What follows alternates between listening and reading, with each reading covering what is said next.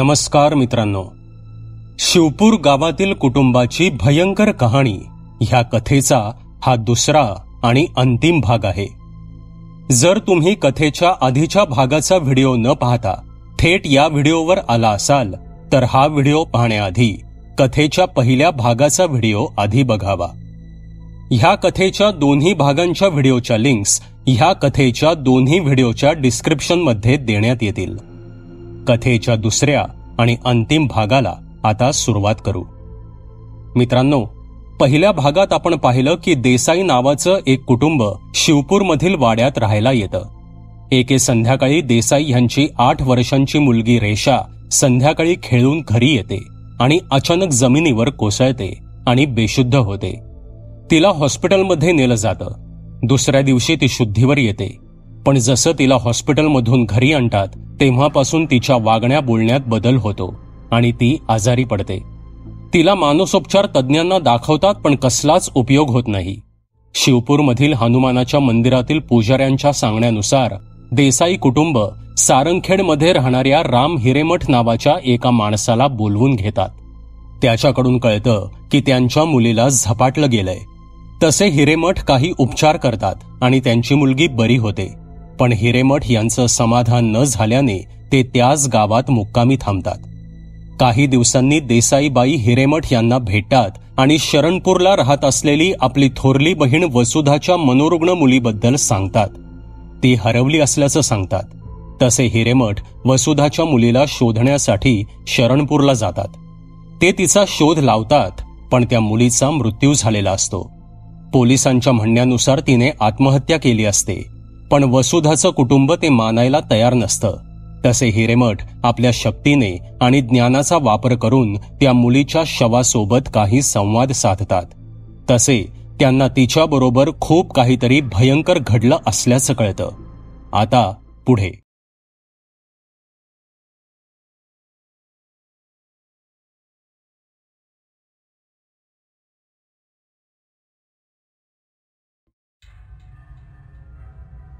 हो, सांगतो. सर्व काही सांगतो. मला सर्व काही समजलंय, पण मी जे काही पाहिलंय, मला जे काही दिसलंय ते खरं आहे की माझी कुठे चूक होतीये ह्याची खात्री करून घेणं गरजेचंय. आणि ह्याची खात्री करण्यासाठी मला तुम्हा सर्वांना काही प्रश्न विचारावे लागतील. त्याची वेळ घेऊन नीट व्यवस्थित विचार करून आठवून उत्तरं द्या. जर तुमची उत्तरं मला जे काही दिसला आहे ह्याच्याशी जुळली तरच मी तुम्हाला सर्व काही सांगू शकेन. कारण तुमची उत्तरं जुळली तरच मला जे काही दिसलं आहे ते बरोबर आहे असं आपण खात्रीनं म्हणू शकतो, हिरेमठ म्हणाले. ठीक आहे, विचारा आपण, रमेश म्हणाले. तसे हिरेमठ बोलू लागले. रमेश, तुम्ही मला आधी सांगितल्याप्रमाणे 2 महिन्यांपूर्वी तुम्ही तुमच्या कुटुंबासहित शिवपूर गावातील वाड्यात राहायला आलात. हो, बरोबर, रमेश म्हणाले. तुम्ही वास्तुशांत सुद्धा करून घेतली होती आणि त्याला जोडून काही समारंभ सुद्धा आयोजित केले होते, हिरेमठ म्हणाले. हो, बरोबर, रमेश म्हणाले. अशोक, सीमा यांच्या म्हणण्यानुसार तुम्ही तुमच्या कुटुंबासह म्हणजेच तुम्ही स्वतः, तुमच्या पत्नी वसुधा आणि करुणा शिवपूरला रमेश यांच्या वाड्याच्या वास्तुशांतीला आणि समारंभांना गेला होतात आणि तिकडे 2-3 दिवस मुक्काम सुद्धा केला होतात, हिरेमठ म्हणाले. हो, बरोबर आहे, अशोक म्हणाले. आता मला एकाच प्रश्नाचं व्यवस्थित उत्तर द्या. ह्याच उत्तरावरून आपल्याला समजेल की जे काही मला दिसलं ते खरं आहे की माझं कुठं चुकतंय, हिरेमठ म्हणाले. बोला हिरेमठ, रमेश म्हणाले. जेव्हा करुणा शिवपूरमधील वाड्यात 2-3 दिवस राहायला होती त्या काळात तुम्हाला तिच्यात काही बदल झालेला आढळून आला? म्हणजे तिच्या वागण्यात, बोलण्यात, तिच्या कृतींमध्ये काही विचित्र आढळून आलं? हिरेमठ यांनी विचारलं. तसे सर्वजण काही वेळ शांत झाले. ते असं काही आढळून आलं का ह्याचा विचार करत होते. तसे अशोक म्हणाले. हिरेमठ, आमची मुलगी मनोरुग्ण होती. तिचं वागणं, बोलणं, चालणं, तिच्या कृती ह्या सर्वसामान्य माणसांप्रमाणे कधीच नव्हत्या. त्या इतरांपेक्षा वेगळ्याच होत्या. आणि अर्थातच त्यामुळे त्या विचित्रच वाटायच्या, अशोक म्हणाले. तुमचं म्हणणं बरोबर आहे अशोक. तुम्ही जे काही मला सांगायचा प्रयत्न करत आहात ते मला समजतंय.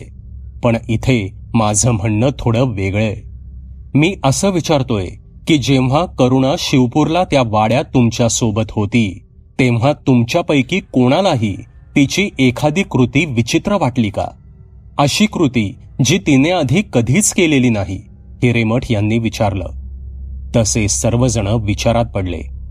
काही वेळ गेला आणि अचानक सीमा म्हणाली, हो, आठवलं. वसुधा, मी तेव्हा तुला सांगितलं होतं की करुणा खूप विचित्र वागतीये. ती सारखे माझे, रमेशचे, अनिता आणि रेशाचे केस सोडतीये. आठवतंय ना तुला? हो, बरोबर. तू मला तसं सांगितलं होतंस, वसुधा म्हणाली. एक मिनिट वसुधा, हा केस सोडण्याचा प्रकार तिने तुमच्या सोबत सुद्धा केला? हिरेमठ यांनी विचारलं. नाही, इथे घरी असताना तरी हे तिने आधी कधीच केलं नव्हतं. असा प्रकार करताना मी तिला पहिल्यांदाच तिकडे पाहिलं, वसुधा म्हणाली. सीमा, ती केस फक्त तुमचेच म्हणजे तुमच्या चौघांचेच ओढत होती का तिथे असलेल्या इतर लोकांचे सुद्धा ओढत होती? हिरेमठ यांनी विचारलं. नाही, ती फक्त आमच्या चौघांचेच केस ओढत होती. खरं तर त्या प्रकाराने आम्ही खूप घाबरून गेलो होतो, सीमा म्हणाली. जसे सीमा हे वाक्य बोलली तसे हिरेमठ यांचा चेहरा बदलला. त्यांच्या चेहऱ्यावर भय होतं. काय झालं हिरेमठ? तुम्ही असे घाबरल्यासारखे का दिसताय? रमेश यांनी विचारलं. ह्याचा अर्थ असा झाला की जे काही मला दिसलं, जे काही मी पाहिलं ते सर्व खरंय, हिरेमठ म्हणाले. काय झालं हिरेमठ? आता तरी सांगा आम्हाला, नक्की काय झालं होतं करुणाबरोबर? अशोक म्हणाले. तसे हिरेमठ बोलू लागले. अशोक, वसुधा, पोलिसांनी तुम्हाला जे काही सांगितलंय ते खरंय. करुणाने आत्महत्याच केली आहे. काय? अहो, पण हे कसं शक्य आहे? असं ती करूच शकत नाही. तिला त्याबद्दल काही माहिती सुद्धा नव्हती. तिला तेवढी अक्कल, तेवढी समजच नव्हती, अशोक म्हणाले. तुम्ही म्हणत आहात ते बरोबर आहे अशोक, पण इथे गोष्ट बरीच वेगळी आहे आणि तितकीच भयंकर सुद्धा आहे. करुणाच्या बाबतीत खूप काही भयंकर घडलंय, हिरेमठ म्हणाले. म्हणजे असं नक्की काय घडलं आमच्या मुलीच्या बाबतीत? वसुधाने विचारलं. तसे हिरेमठ बोलू लागले. अशोक, वसुधा, करुणा एका भयंकर काळ्या शक्तीच्या विळख्यात सापडली होती. तुम्ही शिवपूरला जाण्याच्या आधीच तिच्या मनावर, तिच्या शरीरात एका भयंकर शक्तिशाली प्रेतात्म्याचा शिरकाव झाला होता, हिरेमठ म्हणाले. म्हणजे तुम्हाला म्हणायचंय की करुणाला झपाटलं होतं? पण का? कशासाठी? तिने कोणाचं काय वाकडं केलं होतं? ती तर आपल्याच विश्वात राहत होती. ना कोणाशी कसलं भांडण, ना तिच्यामुळे कोणाचं काही नुकसान झालं, अशोक म्हणाले. अशोक, मनुष्याला भूतप्रेत, प्रेतात्मे साधारण तेव्हा झपाटतात जेव्हा मनुष्य त्यांच्या हद्दीत जातात. असतात अशी काही शापित ठिकाणं, शापित जागा, जिथे जर मनुष्याचा कळत किंवा न कळत शिरकाव झाला तर तिथे वास करणारी भूतप्रेत, प्रेतात्मे त्यांना झपाटतात. असतात अशा काही वस्तू ज्या तुम्ही कळत किंवा न कळत घरी आणल्या तर त्या वस्तूंशी जोडल्या गेलेल्या काळ्या शक्तींचा सुद्धा तुमच्या घरात शिरकाव होऊ शकतो आणि त्यांचा हेतू फक्त तुम्हाला त्रास देणं इतकाच असतो. ना त्यांना कसलं ध्येय असतं, ना कसला हेतू. त्यामुळे काही साधारण कार्य करून त्यांना शरीरातून किंवा त्या वास्तूमधून बाहेर काढता येतं आणि त्यांच्या ठिकाणी परत पाठवता येतं किंवा त्यांना मुक्त करता येतं. पण करुणाच्या बाबतीत जे काही घडलं ते बरंच वेगळंय, हिरेमठ सर्वांना समजावत होते. वेगळं घडलं म्हणजे नक्की काय घडलं? अशोक यांनी विचारलं. हो, आणि आमच्या कुटुंबाच्या सदस्यांचे केस उपटण्याचा इथे काय संबंध आहे? रमेश यांनी विचारलं. तसे हिरेमठ पुन्हा बोलू लागले. इथेच तर सगळं पाणी मुरतंय रमेश. करुणा कुठल्या शापित जागी वगैरे गेल्यामुळे तिला झपाटलं गेलं नव्हतं. तिच्या शरीरात ज्या भयंकर प्रेतात्म्याने शिरकाव केला होता तो साधारण प्रेतात्मा नव्हता. त्या प्रेत आत्म्याला करुणाच्या शरीरात शिरकाव करण्यासाठी मुद्दामून पाठवलं गेलं होतं. अशोक, तुम्ही शिवपूरला जाण्याआधी एकदा जेव्हा करुणा तुमच्या घरातून पळून गेली होती तेव्हाच तिला एका अशा ठिकाणी बोलावलं गेलं होतं जिथे तिच्या शरीरात त्या प्रेत आत्म्याचा शिरकाव करवून घेतला गेला होता. पण हिरेमठ, आम्हाला असला कसलाच अनुभव आला नाही. शिवपूरला जाण्याआधी सुद्धा ती तशीच वागत होती जशी नेहमी वागायची. आम्हाला कसलाच बदल तिच्यात जाणवला नाही, वसुधा म्हणाली. हो, बरोबर आहे. आणि तो तुम्हाला जाणवणार सुद्धा नव्हताच, कारण करुणाच्या शरीरात ज्या प्रेत आत्म्याने शिरकाव केला होता त्या प्रेत आत्म्यावर कोणा दुसऱ्याचंच नियंत्रण होतं. आणि करुणाचं खरं काम हे शिवपूरला गेल्यावरच सुरू होणार होतं. काम? कसलं काम? रमेश यांनी विचारलं. तुमच्या कुटुंबाचा सर्वनाश करण्याचं काम, हिरेमठ म्हणाले. हिरेमठ यांचं हे वाक्य ऐकून सर्वांचाच थरकाप उडाला. सगळे खूप घाबरले. काय? माझ्या मुलीकडून माझ्या बहिणीच्या कुटुंबाचा सर्वनाश? वसुधा म्हणाली. अगदी तसं म्हणता येणार नाही, पण काही अंशी तुम्ही जे म्हणताय ते बरोबर आहे. करुणा फक्त एक स्त्रोत होती. तिला काळ्या शक्तीचं, सैतानाचं हस्तक बनवण्यात आलं होतं. तिला आज्ञा देण्यात आली होती की तिने रमेश, सीमा, अनिता आणि रेशाचे केस घेऊन यावेत. इतकंच तिचं काम होतं आणि म्हणूनच ती त्यांचे केस धरून उपटून काढत होती. आणि तिने तिचं काम पूर्ण केलं. आणि जेव्हा एखाद्या हस्तकाकडून एखादं सैतानी काम पूर्ण होतं तेव्हा त्याच हस्तकाचा सैतानासाठी बळी दिला जातो. आणि हेच करुणाच्या बाबतीत घडलं. करुणाकडून ते काम पूर्ण झाल्यावर तिचा देखील बळी देण्यात आला. त्या काळ्या शक्तीच्या आज्ञेवरून तिने स्वतःला संपवलं, हिरेमठ म्हणाले. हे ऐकून सर्वजण खूप घाबरले. आपल्या स्वतःच्या मुलीच्या बाबतीत इतकं सर्व भयंकर घडलेलं पाहून अशोक आणि वसुधा यांनी पुन्हा टाहो फोडला. काही वेळाने त्यांनी स्वतःला सावरलं. पण हिरेमठ, करुणाच का? माझीच मुलगी का? अशोक यांनी विचारलं. तसे हिरेमठ बोलू लागले.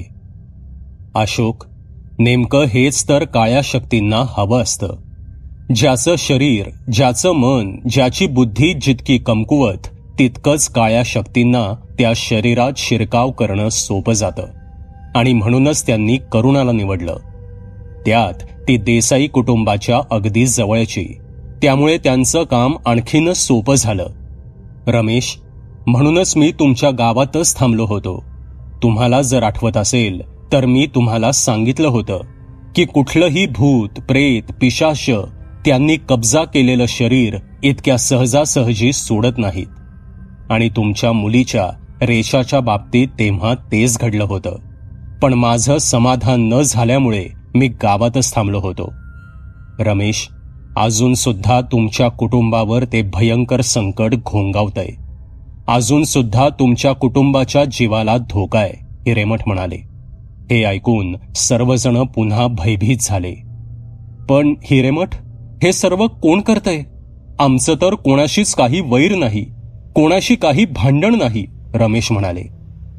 कोण करतंय हे तर इतक्यात मी सांगू शकत नाही. पण हे जे कोणी करतंय ते तुमच्या कुटुंबाला खूप जवळून ओळखतं. इतकंच नाही तर ते तुमच्या नातेवाईकांना सुद्धा ओळखतं. आणि हे जे कोणी करतंय ते त्या भयंकर काळ्या शक्तीचा वापर करण्यात निपुण आहे. रमेश, आपल्याला लवकरात लवकर परत शिवपूरला परत जायला हवं. इथे निदान मी तुमच्या दोघांच्या सोबत आहे, पण तिकडे रेशा आणि अनिताच्या जीवाला धोका आहे. सूर्यास्ताच्या आत आपल्याला शिवपूरला पोचणं गरजेचं आहे. ह्या काळ्या शक्ती सूर्यास्त झाल्यावरच आपलं सैतानी कार्य सुरू करतात, हिरेमठ म्हणाले. हे ऐकून सर्वांनाच धक्का बसला आणि त्यांना रेशा आणि अनिताची काळजी वाटू लागली. तसेच सर्वांनी घाई केली आणि अशोक आणि वसुधा यांचा निरोप घेऊन रमेश, सीमा आणि हिरेमठ त्वरित पुन्हा शिवपूरला जाण्यासाठी निघाले. रमेश वेगाने गाडी चालवत होते. सीमा आणि रमेश दोघे देवाजवळ प्रार्थना करत होते. हिरेमठ गाडीतच ध्यान लावून बसले होते. अर्धा रस्ता त्यांनी ओलांडला होता. सूर्यास्त होण्याची वेळ जवळ येत होती आणि अचानक त्यांच्या अगदी समोर रस्त्यात झाडाची एक भली मोठी फांदी पडली. तसे रमेश यांनी त्वरित करकचून ब्रेक मारला. त्या पूर्ण फांदीने संपूर्ण रस्ताच अडवला होता, त्यामुळे पुढे जाणं शक्य नव्हतं. तसे हिरेमठ ध्यानातून बाहेर आले आणि त्यांनी डोळे उघडले. हिरेमठ, आता आपण वेळेत कसे पोचणार? समोर तर रस्ताच बंद झालाय, रमेश रडवेले होऊन बोलत होते. ती व्यक्ती जी हे कारस्थान करतीये ती काळ्या शक्तीचा वापर करून कदाचित आपल्यावर नजर ठेवून आहे. तुम्ही गाडीतच बसा, असे बोलून हिरेमठ गाडीतून बाहेर आले आणि त्या पडलेल्या फांदीच्या दिशेनं गेले. त्यांनी त्या फांदीकडे निरखून पाहिलं तेव्हा त्यांना दिसलं की खूप सारी भयंकर पिशाच्य त्या फांदीच्या जवळ घोंगावत होती. काही पिशाचे त्या आडव्या पडलेल्या फांदीवर बसली होती. ते पाहून हिरेमठ चिडले. ते धावतच त्या फांदीच्या दिशेने जाऊ लागले. ते जसजसे त्या फांदीच्या जवळ येत होते तसतसे त्या पिशाच्यांना त्रास होऊ लागला.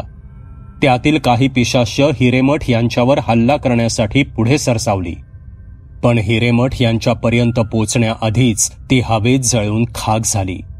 हिरेमठ यांच्या तेजाची ती जादू होती. ती खाक झालेली पिशाचे पाहून इतर पिशाच्यांनी देखील तिथून पळ काढला. अर्थात हे सर्व दृश्य सीमा आणि रमेश यांना दिसलं नाही. आपल्या दिव्य दृष्टीमुळे ती पिशाचे फक्त हिरेमठच पाहू शकत होते. काहीच वेळात ते त्या फांदीच्या जवळ पोचले आणि त्यांनी ती अवजड फांदी एकट्यानेच बाजूला केली. हिरेमठ यांची ताकद पाहून रमेश आणि सीमा आश्चर्यचकितच झाले. हिरेमठ पुन्हा गाडीकडे आले. ते गाडीत बसले आणि त्यांचा प्रवास पुन्हा सुरू झाला. काही वेळ गेला. ते आता त्यांच्या गावात येऊन पोचले होते. सूर्यास्त नुकताच होऊन गेला होता. काहीच वेळात ते त्यांच्या वाड्यावर येऊन पोचले. तसे सर्वांनी वाड्यात धाव घेतली. वाडा शांत वाटत होता. वाड्यात पाऊल ठेवताच रमेश आणि सीमा यांनी अनिता आणि रेशाला हाका मारायला सुरुवात केली, पण वाड्यातून त्यांचा कुठलाच प्रतिसाद येत नव्हता. रमेश आणि सीमाचा आवाज ऐकून वाड्यातील गडी माणसं बाहेर आली. अनिता आणि रेशा कुठेत? सीमा यांनी त्या गड्यांना विचारलं. वरच्या खोलीतच असतील की, त्यातील एक गडी म्हणाला. तसे रमेश, सीमा आणि हिरेमठ वरील मजल्यावर धावले. त्यांनी वरील खोल्यांमध्ये त्यांना शोधायला सुरुवात केली. सर्व खोल्यांची दारं उघडीच होती. ते प्रत्येक खोलीत जाऊन बघत होते. ते आता शेवटच्या कोपऱ्यातील खोलीपाशी पोचले तेव्हा त्यांना आढळून आलं की त्या शेवटच्या खोलीचं दार आतून बंद होतं. रमेश आणि सीमा त्या दारावर हात मारून अनिता आणि रेशाला आवाज देत होते, पण आतून कसलाच प्रतिसाद येत नव्हता. तसे हिरेमठ पुढे आले आणि त्यांनी दाराला कान लावून कानोसा घेतला. तसे त्यांना एक गुरगुर ऐकू आली. त्यांनी काही मंत्र म्हटले आणि त्या दाराला पायाने जोरात लाथ मारली. तसा तो दरवाजा खाडकन उघडला गेला आणि समोरचं दृश्य पाहून तिघांना सुद्धा मोठा धक्काच बसला. अनिताचं रूप बदललं होतं. तिचे केस पिंजारलेले दिसत होते. ते मोकळे होते. तिचे डोळे लाल झाले होते. ती जोर जोराने गुरगुरत होती आणि तिने एका हातात रेशाला तिच्या गळ्याला पकडून हवेत उचललं होतं. तिच्या दुसऱ्या हातात मोठा चाकू होता. ती तो चाकू रेशाच्या शरीरामध्ये खुपसणार इतक्यात हिरेमठ पुढे झाले. ते धावत अनितापाशी आले आणि त्यांनी आपल्या रुद्राक्षाच्या माळेचा स्पर्श अनिताच्या कपाळाला केला. तसे अनिताने एक मोठी किंकाळी ठोकली.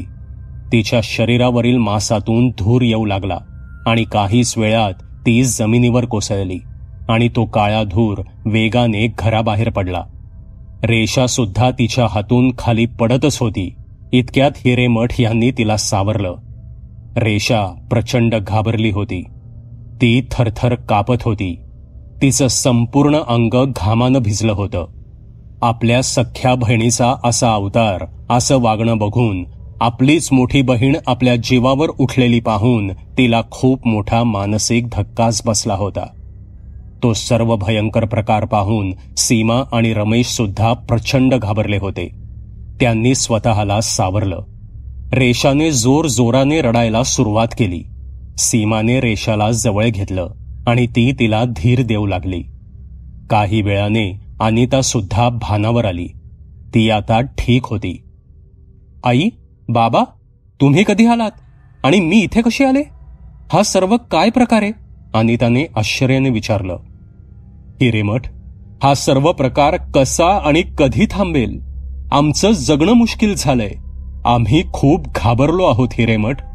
कृपा करून यातून आमची सुटका करा, रमेश काकुळतीला येऊन म्हणाले. बाबा, तुम्ही हे काय बोलताय? अनिताने आश्चर्याने विचारलं. अनिता, इकडे ये, मी सर्व काही तुला सांगते, सीमा म्हणाल्या आणि त्या अनिता आणि रेशाला घेऊन दुसऱ्या खोलीत निघून गेल्या. हे प्रकरण खूप भयंकर होत चाललंय रमेश. ती सैतानी काळी शक्ती आपले हल्ले अधिक तीव्र करण्याचा प्रयत्न करतीये. बस फक्त आजची रात्र आपल्याला इथे काढावी लागेल. उद्या भल्या पहाटे आपण सारंगखेडला जायला निघू. तुम्हाला सर्वांना माझ्या सोबत यावं लागेल, कारण तुम्हाला एका क्षणासाठी सुद्धा एकटं सोडणं आता धोक्याचं आहे. आपल्याला फक्त पहाटे 3:30 पर्यंत कसाही करून तग धरावा लागेल, हिरेमठ म्हणाले.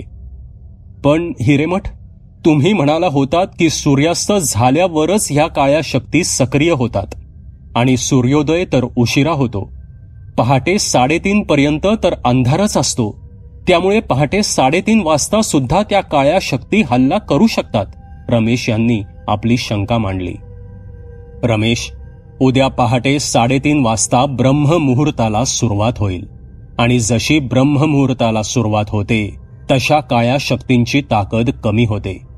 पण त्यामुळे त्या निष्क्रिय होतात असं मुळीच नाही. सूर्योदय असताना सुद्धा त्या काहीतरी कपट करून हल्ला करू शकतात आणि त्यांचे हल्ले तेव्हाच यशस्वी होतात जेव्हा मनुष्य त्यांच्या कपटाला भुलून काही चूक करतो, हिरेमठ यांनी रमेश यांना समजावलं. आजची रात्र आपण सर्वजण एकाच खोलीत थांबू. आज रात्री ती शक्ती ह्या घरावर हल्ला करण्याचा नक्की प्रयत्न करेल, हिरेमठ म्हणाले. त्या रात्री सर्वांनी लवकर जेवण करून घेतलं. रमेश यांनी हिरेमठ यांच्या सांगण्यानुसार वाड्यात काम करणाऱ्या गड्यांना लवकर घरी पाठवून दिलं होतं. पण त्यापूर्वी त्यांनी हिरेमठ यांच्या सांगण्यानुसार गड्यांकडून एक खोली पूर्ण रिकामी करून घेतली होती. त्या खोलीत एक सुद्धा वस्तू ठेवली नव्हती. जेवण करून सर्वजण त्यावरील रिकाम्या खोलीत आले आणि जमिनीवर बसले. रात्रीचे 10 वाजून गेले होते. रात्र सरत चालली होती. कोणीही झोपलं नव्हतं. देसाई कुटुंबाच्या चेहऱ्यावर भीती दाटून आली होती. काही वेळ गेला. भीतीपोटी देसाई कुटुंबाचा डोळा लागतच होता. इतक्यात त्यांना वाड्याचं दार उघडल्याचा आवाज आला. तसे सर्वजण सावध झाले. इतक्या रात्री वाड्याचं दार उघडून कोणाला असावं? रमेश यांनी हिरेमठ यांना विचारलं. शांत रहा, हे कुठल्याही मनुष्याचं काम नाहीये, हिरेमठ म्हणाले. हळूहळू त्यांना खालच्या खोल्यांमधून सोफे, खुर्च्या सरकवल्याचे आवाज येऊ लागले. रात्रीच्या त्या शांत वातावरणात ते आवाज खूप भयान वाटत होते. जसजशी रात्र सरत चालली होती तसतसे ते आवाज वाढत चालले होते. जवळजवळ 2 तास असेच आवाज येत होते आणि अचानक घड्याळात रात्री 12चे ठोके पडले आणि सर्व काही शांत झालं. काही वेळ गेला आणि अचानक खालील खोल्यांमधील सोफे, खुर्च्या इकडे तिकडे फेकल्या जाऊ लागल्या. सर्व खोल्यांची दारं, खिडक्या जोरजोराने आपटू लागल्या होत्या. छताला टांगलेली झुंबरं खाली पडून फुटत होती. त्याच्या काचा फुटल्याचा मोठा आवाज ऐकू येत होता.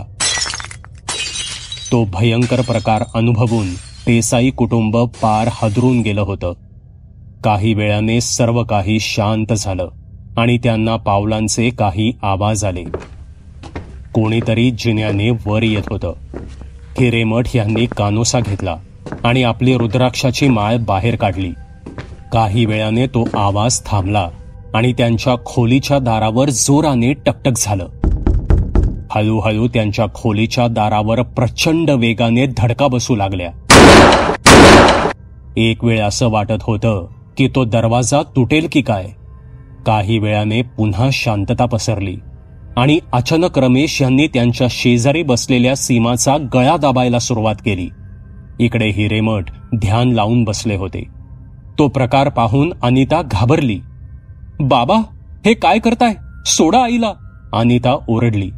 तसे रमेश यांनी अनिताला जोरदार कानशिलात लगावली आणि ते पुन्हा सीमाचा गळा दाबू लागले. अनिताच्या ओरडण्याने हिरेमठ एकदम भानावर आले. समोरील प्रकार पाहून खरं तर ते सुद्धा घाबरले होते, कारण हिरेमठ त्या खोलीत असून सुद्धा त्या काळ्या शक्तीने त्याच खोलीत प्रवेश करून त्यांच्या शेजारी बसलेल्या रमेश यांच्या शरीरावर ताबा मिळवला होता. ह्यावरून ती काळी शक्ती किती शक्तिशाली आहे याचा अंदाज हिरेमठ यांना आला. त्यांनी लगेच आपल्या जवळील रुद्राक्षाची माळ रमेश यांच्या पाठीला लावली. तसे रमेश तडफडू लागले. सीमावरील त्यांची पकड सैल झाली आणि ते जमिनीवर उताने पडले आणि तोच काळा धूर त्यांच्या शरीरातून बाहेर फेकला गेला आणि खोलीतून बाहेर निघून गेला. काही वेळाने रमेश भानावर आले. ते आता ठीक होते. त्यांनी पाहिलं तर त्यांच्या दोन्ही मुली आणि सीमा रडत होत्या. त्या घाबरल्या होत्या. हिरेमठ, माझ्याकडून आत्ता काही घडलं का? रमेश यांनी विचारलं. हो रमेश, तुम्ही तुमच्या पत्नीचा जीव घेण्याचा प्रयत्न केला. मुलींनो, घाबरू नका, आता रमेश ठीक आहेत, हिरेमठ म्हणाले. तसे रमेश यांनी आपल्या कुटुंबाला मिठीत घेतलं आणि ते ओक्साबोक्शी रडू लागले. खालून पुन्हा टेबल खुर्ची तुटल्याचे, काचा फुटल्याचे आवाज येऊ लागले. अशीच रात्र सरत गेली. आता 3:15 वाजत आले होते. तसा तो आवाज कमी कमी होत गेला आणि जसे 3:30 वाजले तसा तो आवाज नाहीसा झाला. अजून काही वेळ आपण इथेच थांबू, 4 वाजता बाहेर पडू, हिरेमठ म्हणाले. तसे अर्ध्या तासाने 4 वाजता आधी हिरेमठ खोलीच्या बाहेर पडले. त्यांनी बाहेरील अंदाज घेतला आणि त्यांच्या पाठोपाठ देसाई कुटुंब त्या खोलीतून बाहेर आलं. सर्वजण घाबरतच खाली आले. बाहेर अजून अंधारच होता. सर्वांनी खाली येऊन खालच्या खोल्यांमध्ये नजर टाकली आणि त्यांना खूप मोठा धक्काच बसला. घरातील सर्व सामान अस्ताव्यस्त पडलं होतं, जसं की भूकंप झालाय. कुठलीच वस्तू जागेवर नव्हती. घरातील पुष्कळशा वस्तू फुटल्याच होत्या. पलंग तुटले होते, खुर्च्या, फर्निचर तुटलं होतं, झुमरं तुटली होती.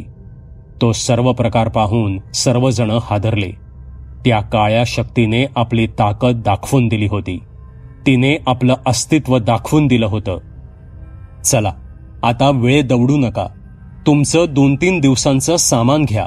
आपल्याला लगेच सारंगखेडला निघायचंय, हिरेमठ म्हणाले. तसे सर्वजण तयारीला लागले. सर्वांनी आपापले कपडे लत्ते घेतले. तोपर्यंत वाड्यावर काम करणारे गडी आलेच होते. त्यांना सर्व काही सांगून वाडा बंद करून देसाई कुटुंब हिरेमठ यांच्या बरोबर सारंगखेडला जायला निघाले. 5-6 तासांचा प्रवास करून ते सारंगखेडला पोचले. त्या डोंगराच्या पायथ्याशी त्यांनी गाडी लावली आणि ते सर्वजण डोंगर चढू लागले. काहीच वेळात ते हिरेमठ यांच्या घरी आले. हिरेमठ, मला एक समजलं नाही. आमच्या जीवाला धोका आहे हे तर आम्हाला माहीत आहे, पण इथे सारंगखेडला आपण का आलो आहोत? इथे येऊन काय होणार आहे? रमेश यांनी विचारलं. रमेश, ह्या सर्व भयंकर प्रकाराच्या मुळाशी आपल्याला पोचायचंय. ह्या प्रकाराचा स्रोत आपल्याला शोधून काढायचाय आणि तो मुळापासून नष्ट करायचाय. आणि तो स्रोत नेमका कुठे आहे, तो नेमका काय प्रकार आहे हे जाणून घेण्यासाठीच आपण इथे आलो आहोत. तो स्रोत स्वतःहून शोधून काढण्याची शक्ती माझ्यात नाही. ह्यासाठी मला माझ्या गुरूंच्या मार्गदर्शनाची गरज आहे, हिरेमठ म्हणाले. तुमचे गुरु? पण मग इथे येऊन त्यांचं मार्गदर्शन घेण्यापेक्षा आपण त्यांना शिवपूरला का बोलावलं नाही? रमेश यांनी विचारलं. तसे हिरेमठ थोडे हसून म्हणाले. तसं शक्य असतं तर अर्थातच आपण तसंच केलं असतं, पण माझे गुरु हयात नाहीत. काय? अहो, पण मग तुम्ही त्यांचं मार्गदर्शन कसं घेणार? रमेश यांनी विचारलं. त्याचं एक वेगळं शास्त्र आहे, पण ते तुम्हाला समजून सांगायची ही वेळ नाही आणि आपल्याकडे तितका वेळ सुद्धा नाही. इतके बोलून हिरेमठ त्यांच्या घरातील आतील एका खोलीत गेले आणि 4 रुद्राक्षांच्या माळा घेऊन बाहेर आले. त्यांनी प्रत्येक माळ आपल्या उजव्या हातात घेऊन काही मंत्र म्हटले. रमेश, ह्या पवित्र माळा तुम्ही प्रत्येकाने गळ्यात घाला, हिरेमठ म्हणाले. तसे तत्परतेने त्या सर्वांनी त्या माळा आपापल्या गळ्यात घातल्या. मी काही काळासाठी बाहेर जातोय, पण सूर्यास्ताच्या आत मी परतेन. तोपर्यंत तुम्ही इथेच ह्याच घरात थांबा आणि काहीही झालं तरी ह्या माळा गळ्यातून काढू नका, हिरेमठ म्हणाले. पण हिरेमठ, आम्ही इथे एकटे? आम्ही सुद्धा येतो तुमच्याबरोबर, रमेश म्हणाले. नाही, तिथे मी तुम्हाला घेऊन जाऊ शकत नाही. मला एकांताची गरज आहे. मला एकाग्र चित्ताने एक विधी करायचा आहे. तुम्ही जोपर्यंत इथे आहात, जोपर्यंत तुमच्या गळ्यात ह्या माळा आहेत, तोपर्यंत तुम्हाला कसलाच धोका नाही. आणि त्यामुळे एकाग्र चित्ताने कुठलीही काळजी न करता मला तो विधी पार पाडता येईल. आणि तो विधी व्यवस्थित पार पाडणं फार गरजेचं आहे, हिरेमठ म्हणाले. ठीक आहे हिरेमठ, आम्ही तुमची वाट बघू, रमेश म्हणाले. आता तुम्ही आत जाऊन बसा, मी लवकरच परतेन, असे म्हणून हिरेमठ पुन्हा डोंगर उतरू लागले. डोंगराच्या पायथ्याशी येताच त्यांना हवी ती बस मिळाली. साधारण 20 किलोमीटरचा प्रवास करून ते एके ठिकाणी उतरले आणि झपझप पावले टाकू लागले. ते एका अरण्याच्या दिशेने जात होते. मजल दर मजल करत काहीच वेळात ते एका अरण्यात आले. त्यांनी समोर नजर टाकली तसे थोडं दूर त्यांना एक गुहा दिसली. तसं झपझप पावले टाकत ते त्या गुहेकडे सरकू लागले. काहीच वेळात ते त्या गुहेपाशी आले. त्यांनी गुहेत प्रवेश केला आणि ते ध्यानस्थ झाले. 1-2 तास होऊन गेले तरीही ते ध्यानस्थच होते. साधारण 2 तासांनंतर त्या गुहेतील वातावरण बदलू लागलं. तिथे प्रचंड उष्णता निर्माण झाली. तसे हिरेमठ यांच्या शरीराभोवती एक पांढरं शुभ्र वलय निर्माण झालं. काहीच वेळात त्या गुहेत प्रचंड वेगाने वारा वाहू लागला. तिथली जमीन थरथरू लागली आणि काही वेळाने सर्व काही शांत झालं. हिरेमठ यांचं ध्यान अजून सुद्धा सुरूच होतं. काहीच वेळात त्या गुहेत एक तेजस्वी निळा प्रकाश पडला आणि त्या प्रकाशात एक आकृती निर्माण होऊ लागली. हळूहळू ती आकृती आकार घेऊ लागली आणि अखेरीस पूर्णत्वास आली. तसे हिरेमठ यांनी डोळे उघडले. समोर त्यांचे गुरु शिवराम प्रकट झाले होते. हिरेमठ उठले आणि त्यांनी शिवराम यांचे चरण स्पर्श केले. तसे शिवराम यांनी हिरेमठ यांचे हात हातात घेतले आणि दोघांनी डोळे मिटले. काही वेळ गेला. जसजशी वेळ पुढे सरकत होती तसतसे हिरेमठ यांच्या चेहऱ्यावर एक हलकं स्मितहास्य पसरत होतं. जसं काही त्यांना जे काही त्यांच्या गुरूंकडून हवं होतं ते त्यांना मिळालं होतं. काहीच वेळात ती आकृती तिथून नाहीशी झाली आणि तो निळा प्रकाश सुद्धा लुप्त पावला आणि गुहेत पहिल्यासारखं वातावरण झालं. मध्ये काही वेळ गेला. इकडे वरती देसाई कुटुंब हिरेमठ यांची आतुरतेने वाट बघत होतं. इतक्यात रमेश यांना घराच्या बाहेरून एक हाक ऐकू आली. देसाई आहेत का आत? तसे रमेश आणि सीमा जरा आश्चर्यचकितच झाले. हिरेमठ यांच्या घरात असताना इथे आपल्याला कोण हाका मारतय असा विचार त्यांच्या मनात आला. तसे सर्वजण बाहेर आले तर बाहेर एक 60तला म्हातारा उभा होता. नमस्कार, मी हिरेमठ यांचा सहकारी आहे. मी त्यांचा निरोप घेऊन आलोय. त्यांनी तुमच्या ह्या रुद्राक्षाच्या माळा मागितल्या आहेत. त्या माळा घेऊन मला त्यांच्याकडे जायचंय, तो म्हातारा म्हणाला. अहो, पण त्यांनी तर आम्हाला या माळा काढायच्या नाहीत म्हणून बजावलंय, रमेश म्हणाले.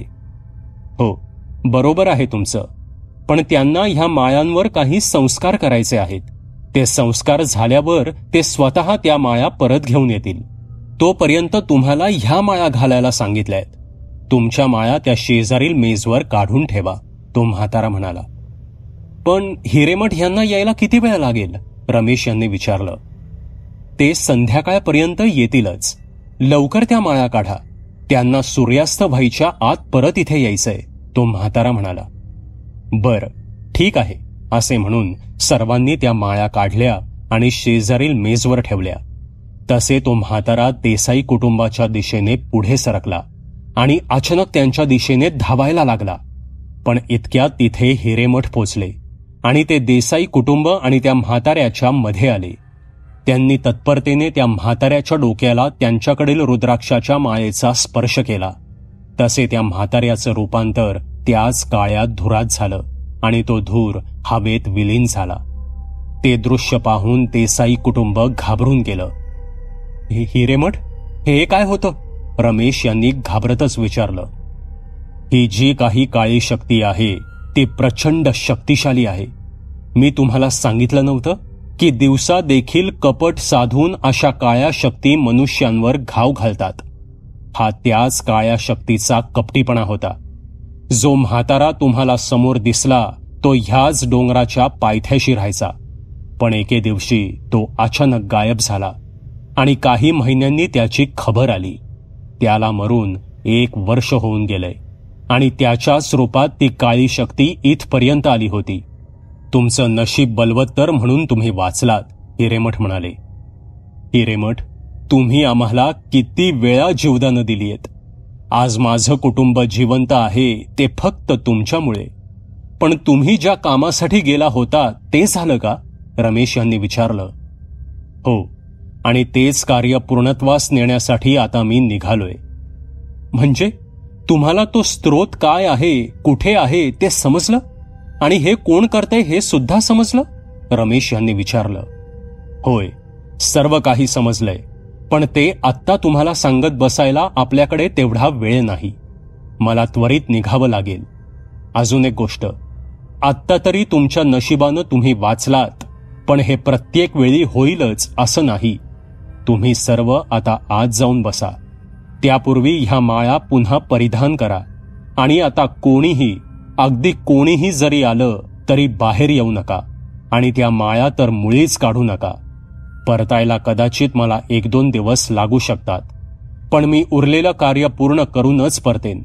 मी जोपर्यंत परतत नाही तोपर्यंत तुमचा वावर हा फक्त माझं घर ते वर असणारं ग्रामदेवतेचं मुख्य देऊळ ह्याच दरम्यान असेल. तुमच्या खाण्यापिण्याची सोय त्या देवळात होईल, असे म्हणून हिरेमठ त्यांच्या आतील खोलीत गेले आणि एक कापडी भगवी पिशवी घेऊन बाहेर आले.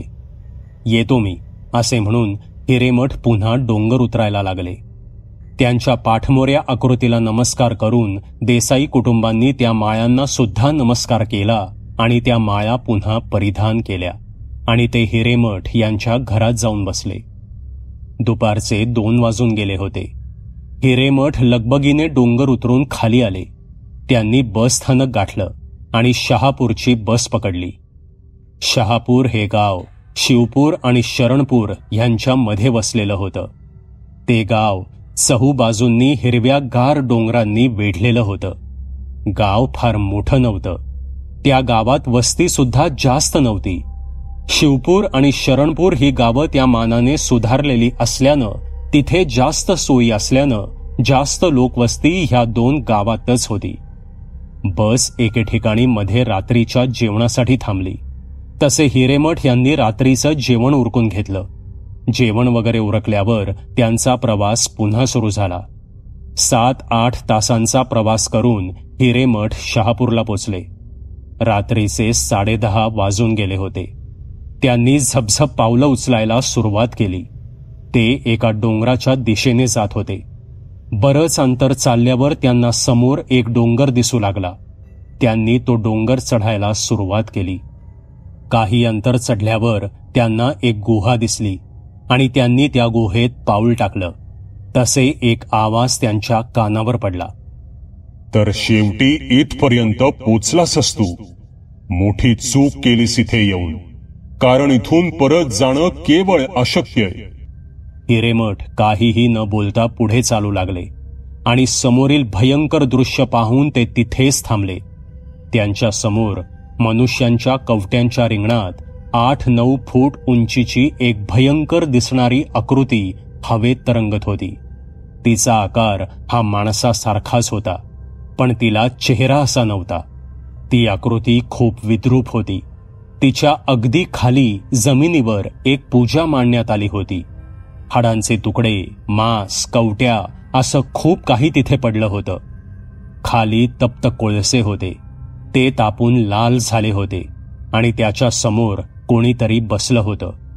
पण ते जे कोणी बसलं होतं त्यानं डोक्यावरून घोंगडी घेतली होती आणि तो आसुरी भाषेत काहीतरी पुटपुटत होता.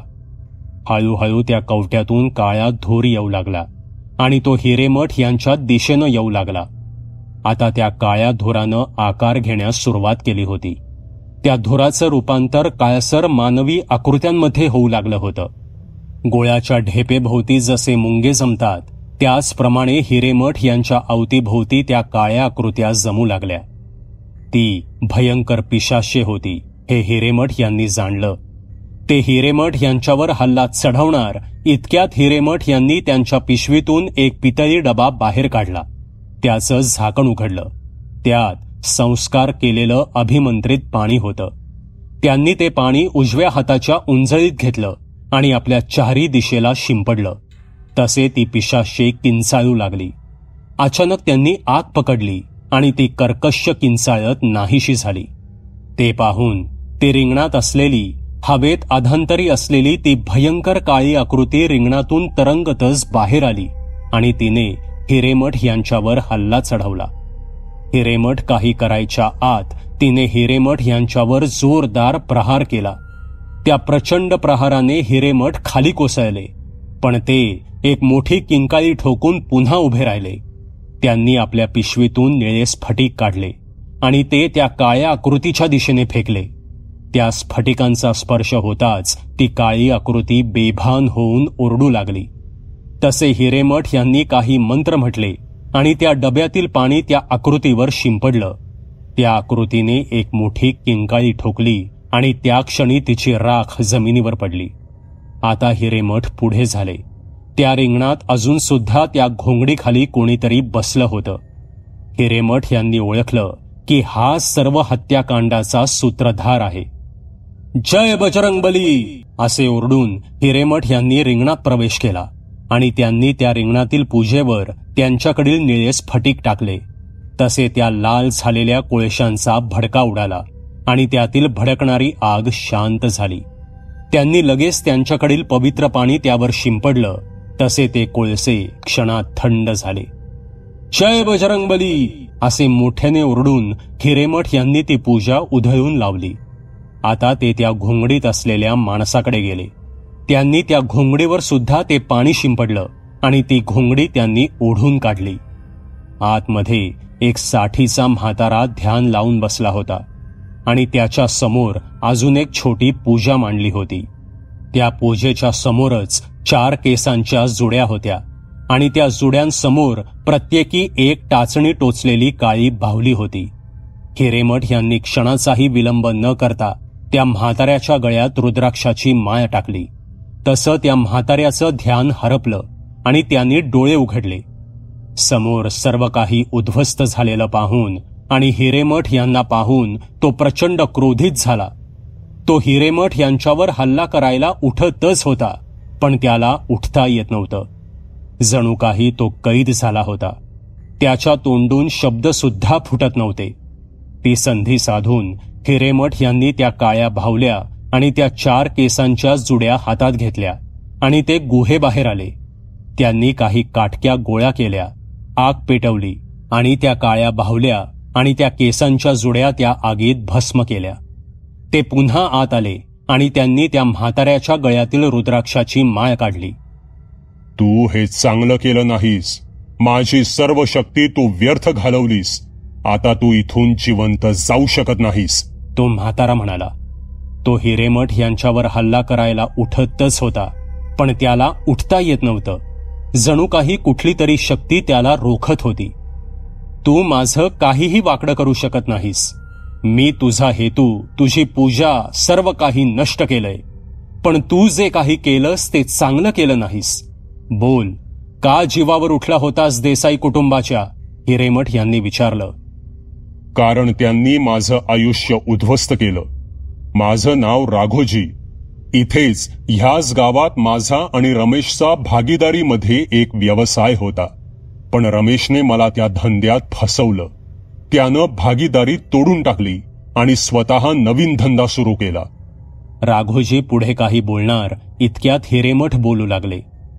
तू खोटं बोलतोयस. नक्की काय घडलं हे मला माहीत आहे.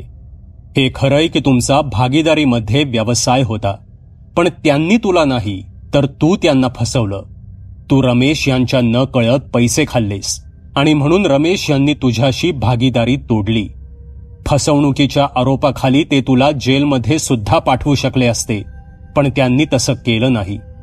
तू चोरी केली असून सुद्धा भागीदारी तोडण्यापूर्वी त्यांनी त्या धंद्याच्या समान वाटण्या केल्या.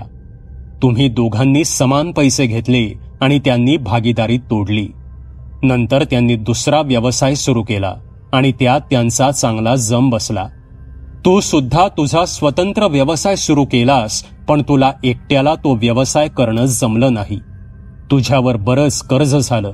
तू दारूच्या आहारी गेलास. तुझ्या आघोरी वागण्याने तुझ्या कुटुंबाने सुद्धा तुझी साथ सोडली.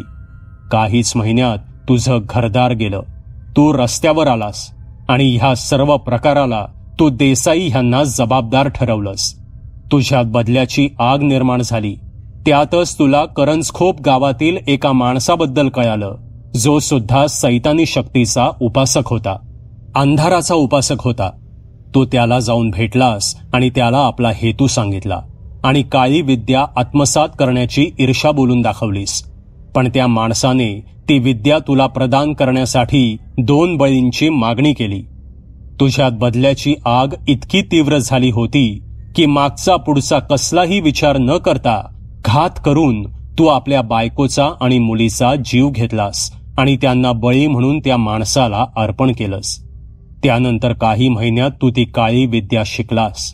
देसाई कुटुंबाचा विनाश हेच तुझ्या जीवनाचं उद्दिष्ट होतं.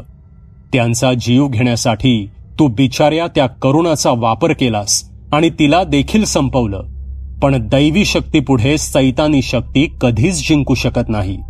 तुझा विनाश आता निश्चित आहे आणि तो मी करणार नाही, तो तुझा सैतानच करेल. कारण तू त्याला 5 बळी देण्याचं वचन दिलं होतंस. त्यातील 1 करुणाचा बळी तर तू मिळवलास, पण देसाई कुटुंबाला तू त्या सैतानाला अर्पण करू शकला नाहीस. ते 4 बळी अपूर्ण राहिले. आता भोग आपल्या दुष्कृत्याची फळं. इतके बोलून हिरेमठ तिथून बाहेर पडले. इकडे काहीच वेळात गुहेबाहेर त्या म्हाताऱ्याच्या किंकाळ्या ऐकू येऊ लागल्या. त्याला कुठली तरी शक्ती जमिनीत खेचून घेत होती. हळूहळू ती जमीन फाटली आणि तो म्हातारा जमिनीत खेचला गेला. तो पाताळात खेचला गेला होता आणि त्यानंतर पाताळाचं दार कायमचं बंद झालं. हिरेमठ पुन्हा आपल्या गावाकडे निघाले. काही तासांचा प्रवास करून ते घरी आले. देसाई कुटुंब त्यांची आतुरतेने वाट बघत होतं. काय झालं हिरेमठ? झालं का कार्य पूर्ण? कृपा करून आम्हाला सांगा, रमेश म्हणाले. तसे हिरेमठ यांनी संपूर्ण घटना रमेश यांच्या कानावर घातली. ते ऐकून देसाई कुटुंबाला धक्काच बसला. राघोजी असं काही करू शकेल ह्यावर त्यांचा विश्वासच बसत नव्हता. देसाई कुटुंब प्रचंड मोठ्या मानसिक धक्क्यात गेलं होतं. तसे हिरेमठ यांनी त्यांना सावरलं आणि ते म्हणाले, असो, विसरून जा आता सर्व. त्या चांडाळाचा खात्मा झालाय. सर्व काळ्या शक्तींचा विनाश झालाय. आता एका नवीन आयुष्याला सुरुवात करा. इतक्यात वरच्या ग्रामदेवतेच्या देवळातून शंखनाद आणि घंटांचा नाद ऐकू आला. चला, महाप्रसादाची वेळ झालीये, हिरेमठ म्हणाले. तसे सर्वांनी ग्रामदेवतेला मनोभावे नमस्कार केला आणि त्यांनी महाप्रसाद घेतला. ते पुन्हा खाली आले. हिरेमठ, तुम्ही जे आमच्यासाठी केलंय ते आम्ही कधीच विसरू शकत नाही. तुमचे हे उपकार आम्ही कधीच फेडू शकत नाही, रमेश म्हणाले. देव तुमचं भलं करो, सुखाने नांदा. हिरेमठ यांनी देसाई कुटुंबाला आशीर्वाद दिला आणि हिरेमठ यांचा निरोप घेऊन एका नवीन आयुष्याला सुरुवात करण्याची उमेद मनी बाळगून देसाई कुटुंब आपल्या घरी रवाना झालं.